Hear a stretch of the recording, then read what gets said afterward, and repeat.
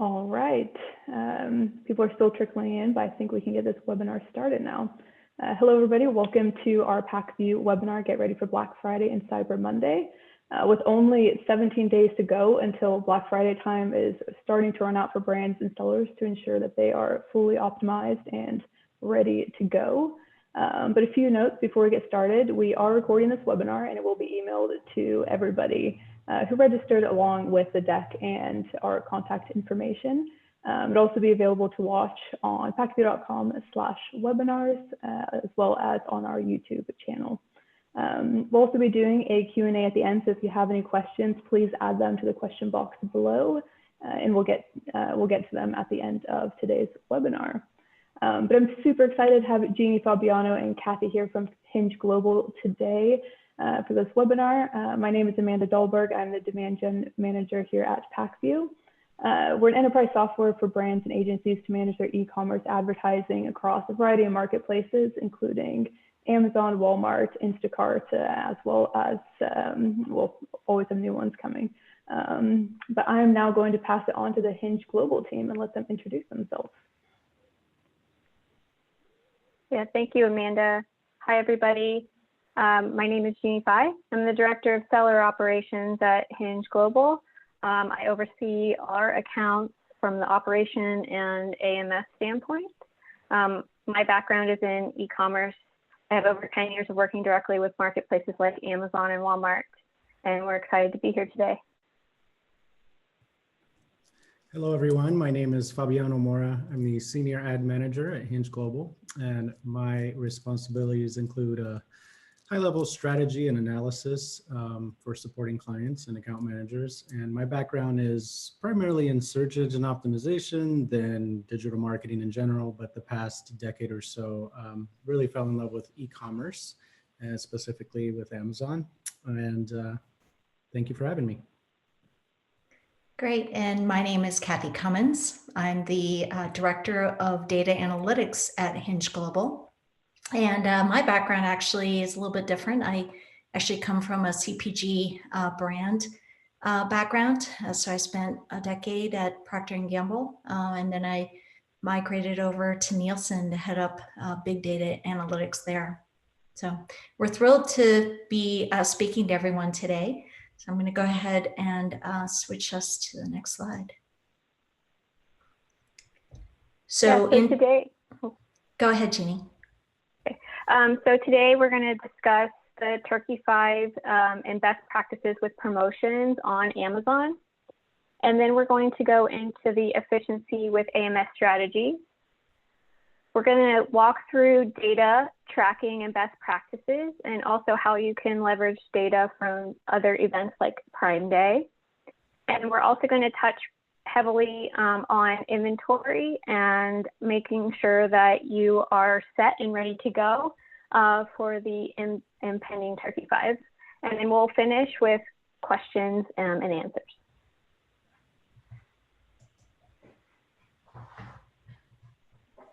So first we're going to start talking about Black Friday, Cyber Monday promotion best practices. So you always want to run at least one promotion during the Turkey 5.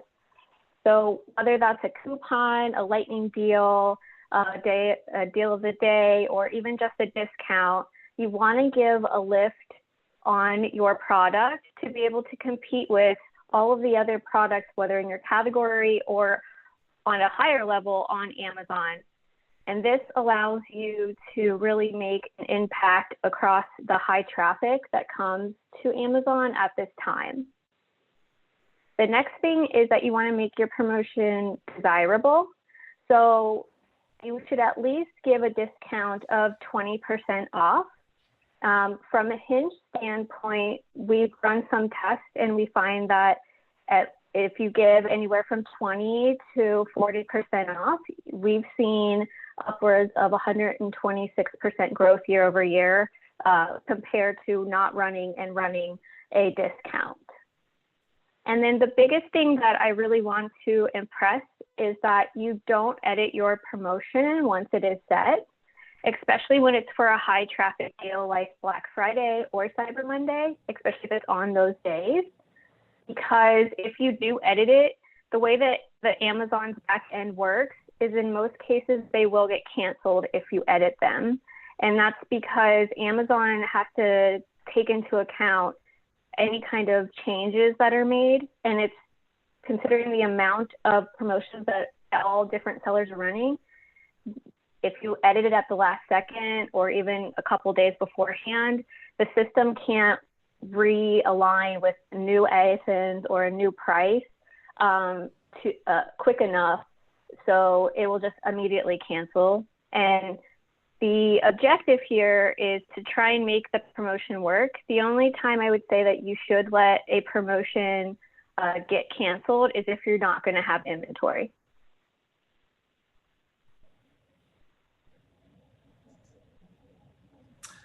Okay, now to AMS promotion best practices.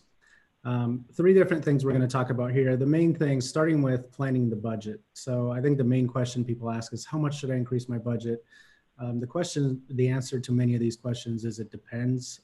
As a best practice, anywhere from a 20% to 30% increase seems to be reasonable, but you also want to start and focus on, consider maybe not the entire catalog, but specifically what products may be more suited to have a budget increase. So it's not a shotgun approach. You want to take a look at what makes sense.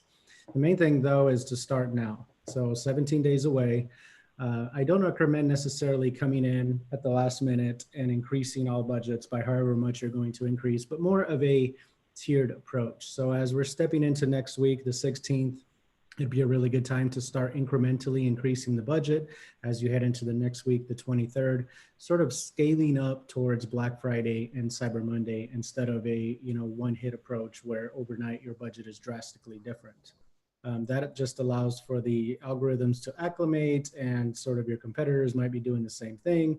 So, and it gives you time to analyze the data that is coming in from those increases so that you can focus on increasing bid conversions on bid amounts on things that are converting well, and where you're getting impressions. Because one of the things to consider during this time as we head into the retargeting section is that we're really looking at the middle of the funnel, right? The days of shopping are going to be Black Friday, Cyber Monday, when discounts are present and all kinds of things are happening and people are actually going in there with purchase intent.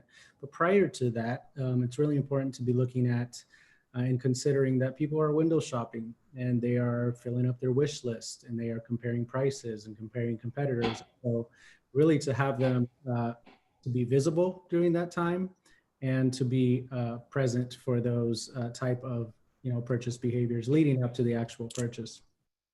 And also the importance of diversifying the ad types. I know a lot of people will focus on sponsored products because you may get a better return or a better ACOS, but really important to kind of be scattered as much as you can to have that brand visibility. So between display ads and anything else, whether it's coupons, promotions, but the different types of ads, video ads, anything else that you can basically have your places on your brand and your products on many places as possible, in addition to just sponsored ads.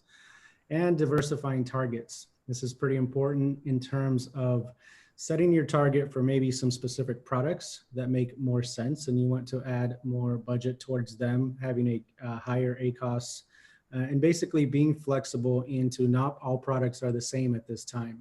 So even the difference between sponsored products and sponsored display campaigns, those are going to have slightly different ACOS targets. Just keeping in mind that there's a difference there and it's not a one-shot approach to kind of manage everything and track how it's doing. The last point that we're going to touch on this slide is the demand side platform versus the Amazon Media Group.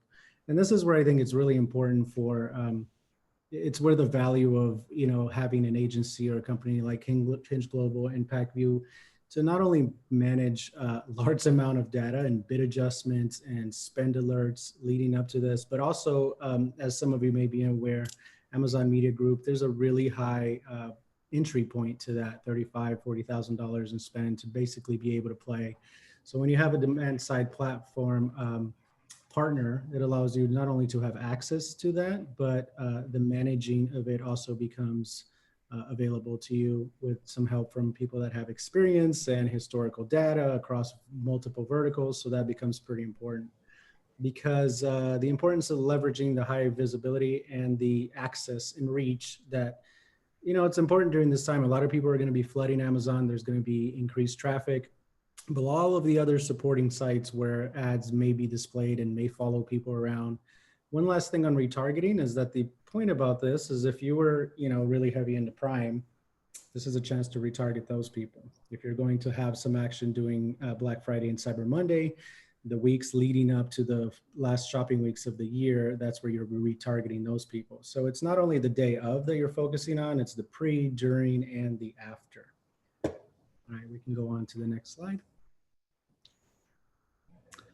And leveraging Prime Day data is pretty important. This is the same way that you're going to be leveraging, Black Friday, Cyber Monday data afterwards. So you can see here that the average Amazon return on ad spend as compared to the average Prime Day, much higher. And when you team up with a company like Hinge Global, you can expect even higher. And the reason this happens is because we're not only leveraging year upon year, month upon month, but big days like Prime Day, Black Friday, Cyber Monday are going to produce an immense amount of data for us to learn from and adjust things moving forward.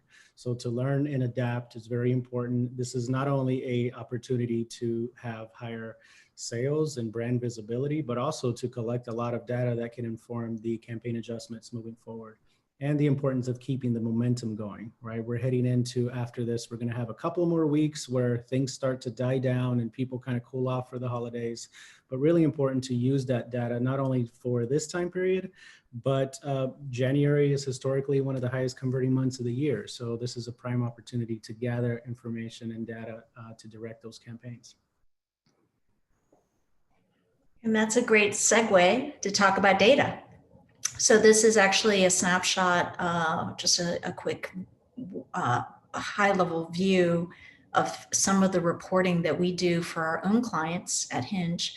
But to what Fabiano was saying, what we do is behind the scenes, we're actually benchmarking different ad campaigns, and we're looking at it in the most fine or most granular way possible.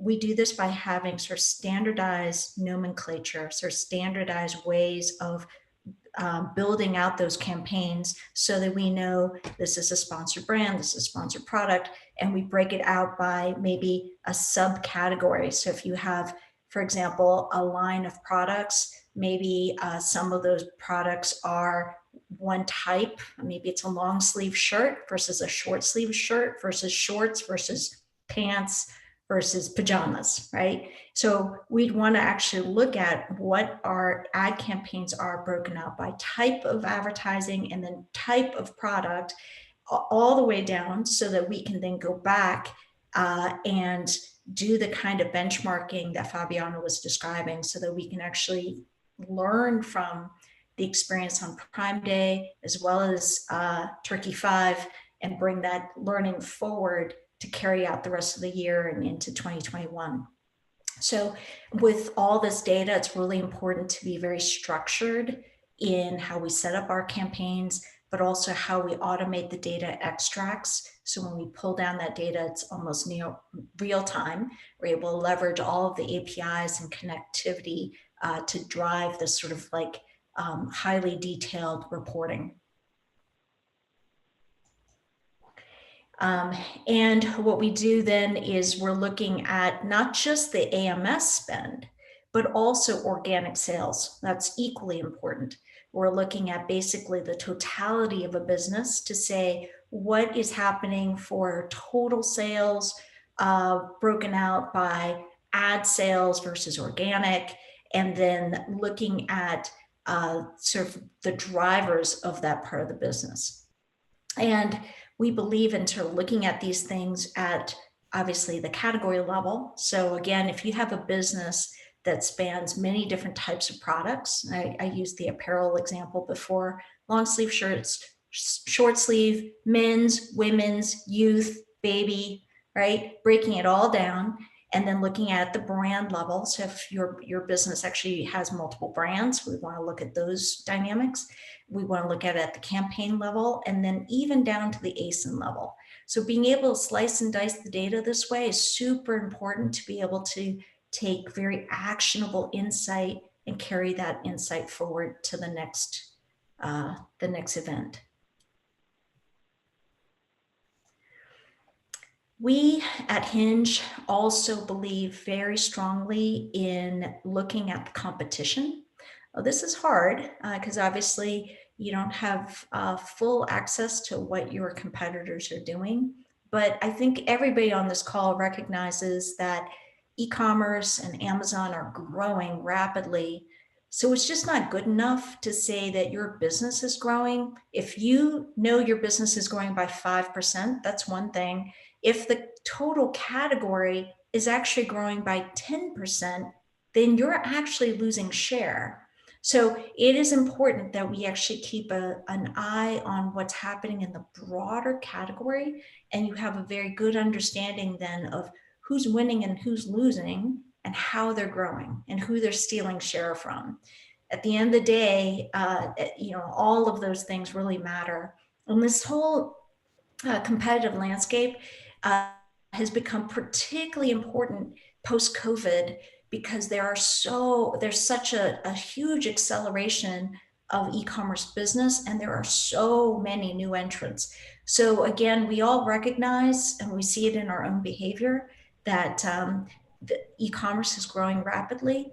But if you knew that a given category is growing by double digits or literally or triple digits, being able to keep an eye on what's going on there is just going to be critical to your business. So this little example is actually showing coffee. So we actually have data going back more than a year at the ASIN level. So there's like 11,000 ASINs in here tracking week over week.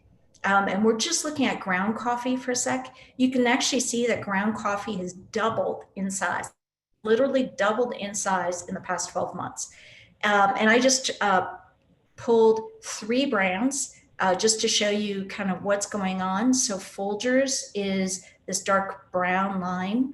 Lavazza is this pink line, and Death Wish Coffee is this orange line right here. And then, when we look at businesses, we look at not just their total dollar sales, but also their sales per ASIN or per SKU. I think this view, being able to look at it on a per SKU basis, really is very important. And you can see when you look at it that way that Death Wish Coffee is actually a huge business, right? They have very few ASINs. They only have 125 ASINs compared to Folgers. Of course, that includes some third-party sellers and whatnot, but the average sales per ASIN is enormous. So anyway, so this is just an example of competitive tracking.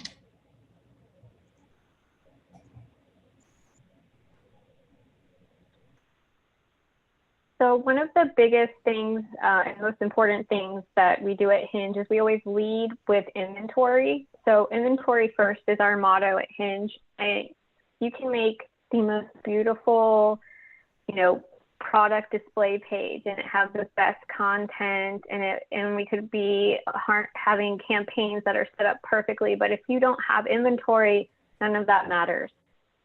And with the addition of the COVID crisis and now the traffic from Q4, getting inventory to Amazon is a little bit more complicated.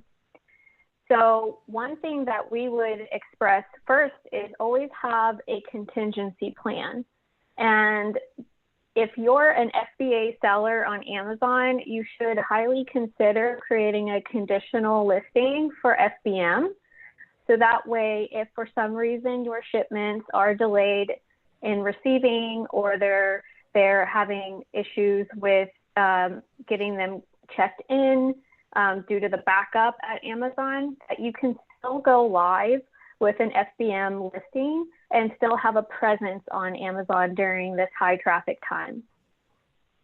The next thing is to ensure safety stocks. If you do decide to do FBM, you should always make sure that you have enough inventory to not only cover the orders that you would get, But then also, if you are running any kind of promotions, even if you're FBA, you should always make sure that you have enough inventory for both fulfillment methods, that you're going to be able to, not have overselling, not sell out like within like the first 5 minutes of a, like say a lightning deal or promotion, because you want to have that extra inventory afterwards to catch the halo effect that those promotions and those campaigns cause on your account. And that helps you carry you through and keep growing after these high events like Black Friday and Cyber Monday happen. The next thing is probably the most complicated, is tracking your inbound inventory into Amazon's fulfillment centers. If you're a large FBA seller, you could have hundreds of shipments going into Amazon at any time. So making sure you're monitoring those shipments. What we found in the past, 6-8 months is that those shipments are either being picked up, delayed pickup, they're in route or in transit for long periods of time. Seller Central is unfortunately not updating the status of shipments, even though it could have been received by Amazon, but it's still showing in transit. When that happens, you should escalate those issues with seller support and ROC to get that shipment received in a state. They create a ticket to put you in a queue to get received in. If you're not effectively managing it, other sellers are going to bypass you in that queue line. And then your inventory is inevitably going to sit until, an action is taken upon it. And then finally, make sure you file for your reimbursements. So there's multiple different reimbursements that you can get, but specifically for inventory, making sure that if you have a shipping problem come up where Amazon is saying that, there's lost or missing units from a shipment that you sent in, that you need to file reimbursement cases so that you get credit back for those missing units, because Amazon has signed for the goods, therefore they are responsible for them. And if you're not actively managing your shipping queue, you could be sitting on tons of lost revenue and lost money. So for an example, at Hinge, we work with our clients on a daily basis, and every year we get hundreds of thousands of dollars back for our clients in reimbursements because Amazon's not going to monitor it for you. So you should definitely have a system in place or work with someone like Hinge to make sure that you're not leaving money on the table.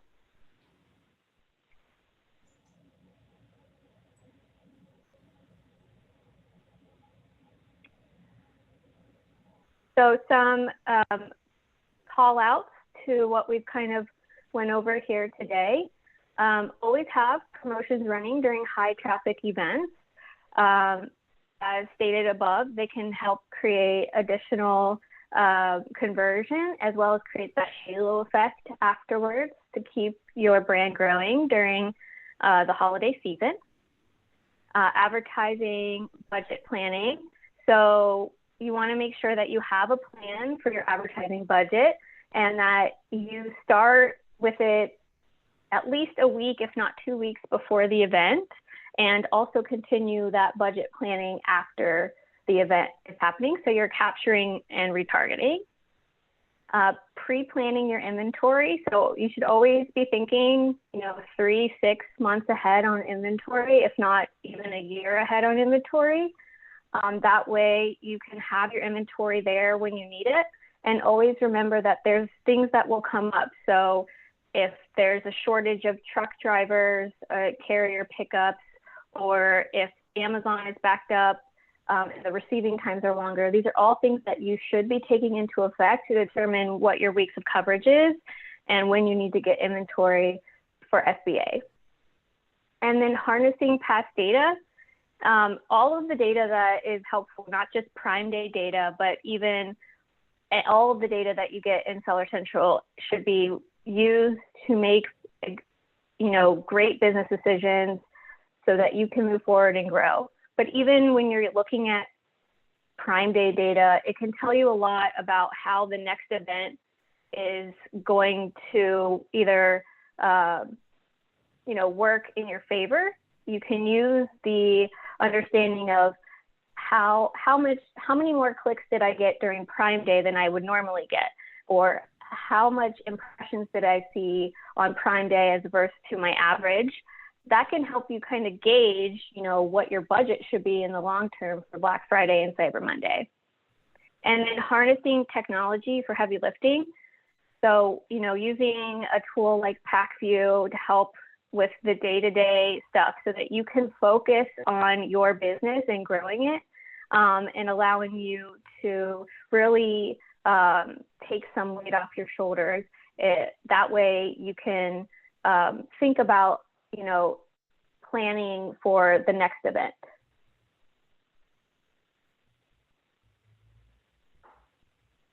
Excellent. Amanda, are there questions? Yes, we have. That was fantastic. Thank you, guys. We have a few questions coming in now. We'll start with one here. Looking at CPCs for Black Friday, Cyber Monday versus every day. With Prime Day, looking back at Prime Day, numbers have gone up.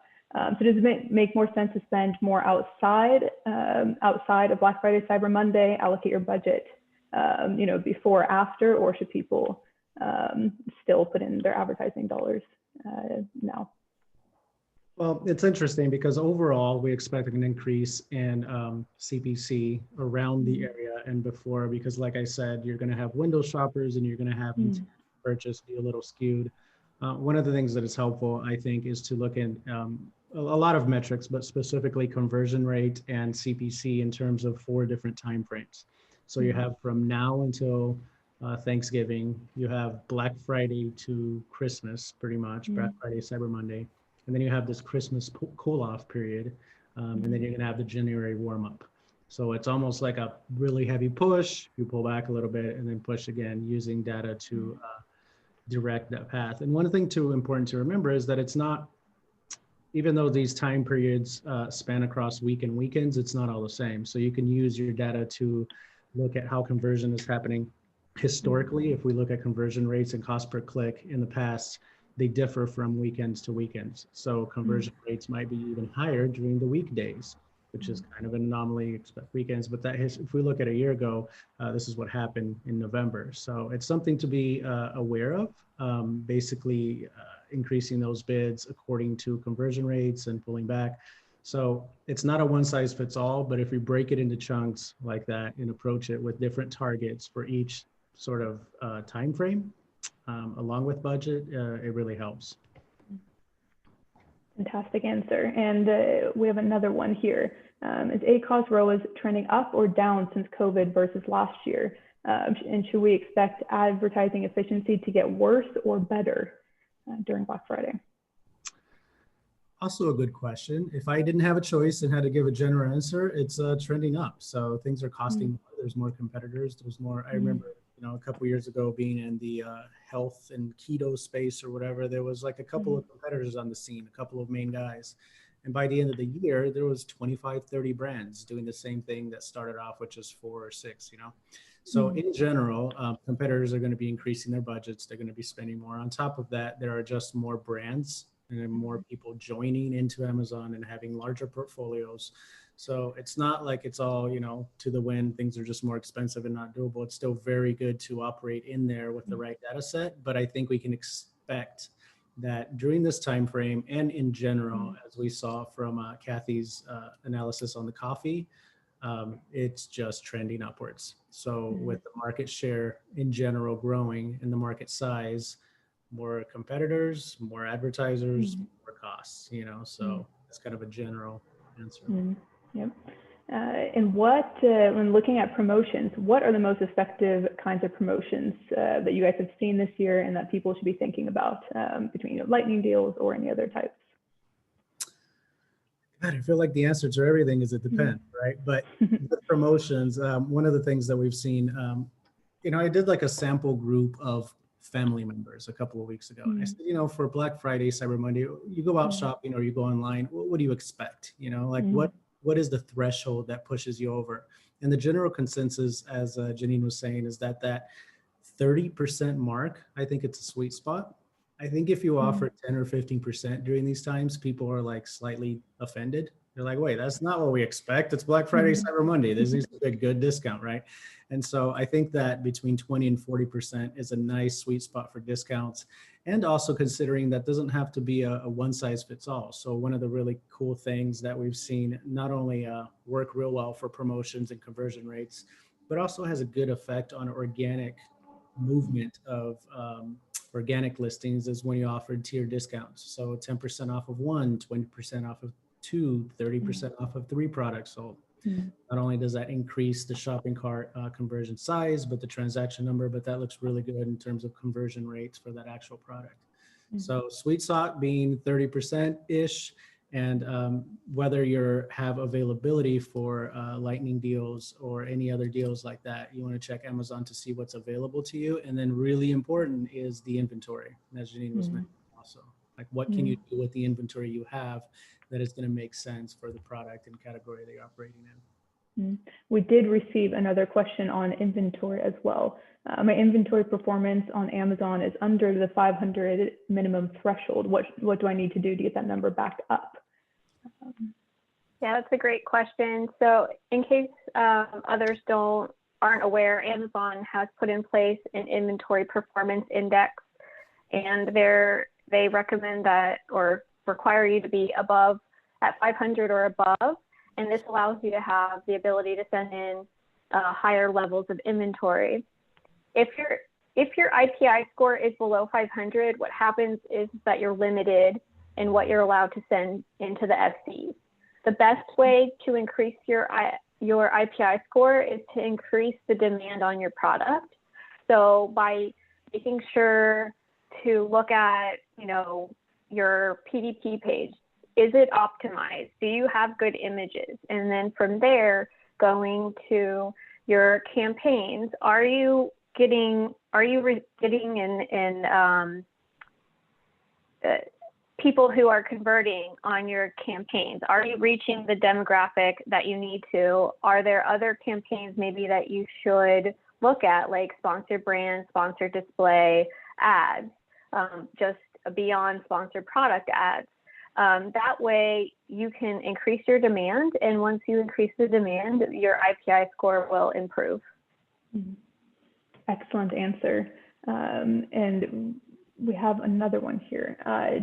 Do people need to drive sales on the Black Friday, Cyber Monday promoted items before in order for them to have the best efficiency and results afterwards? Yeah, so you should always be trying to drive your sales on all of your products, but you really want to make sure that if you're going to put something on a promotion, that you have the traffic and you have the best seller ranking you can on those ASINs going into that promotion, because then it's going to effectively be a better experience for the customer, and you're going to have a higher level of conversion, and therefore your promotions will run better and you'll see a better return on your investment. And we have another question here. We're hesitant to give money or percentages off because pricing trackers detect and then all e-commerce retailers drop price. We do our best to keep prices to map. Please comment. What do you guys think about that? How should people be thinking around price tracking? So I think the biggest thing with Amazon, if you are selling a product that has MAP, if you're not the brand and say you're a distributor selling the product, you should have an agreement with the brand that you purchased from to be able to run certain promotions during high level events. Mostly because it's not only just going to benefit that seller, it's going to benefit the brand that they're selling. You want to get eyes on the product. If, like Fabiano said, like if you aren't running a promotion that's not at least, 20 to 40% off, people are going to have feelings about it and not positively. And we want your whole objective here is to try and, create brand awareness and get conversion on that brand. So I would say that you should work with the brand. If you are the brand and you have MAP and you're selling, and you're worried more about like a brand health alert, you should have a good strategy across multiple different marketplaces. So Amazon does have what's called a brand health alert. If you lower the price on, like, say, Walmart or another e-commerce platform, they will suppress your listing because they want you to have the lowest price. You should make sure that you have a strategy to make sure that that doesn't happen across your different marketplaces.